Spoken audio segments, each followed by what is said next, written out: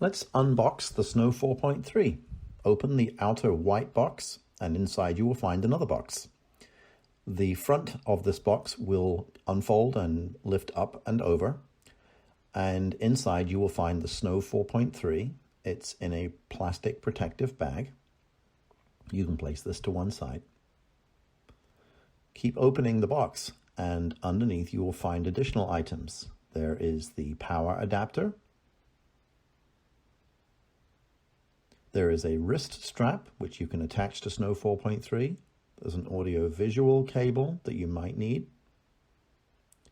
There's also a user guide. That's in a plastic bag along with a cleaning cloth and registration card. And finally, there is a protective pouch that you can use to insert the Snow 4.3 when you're traveling.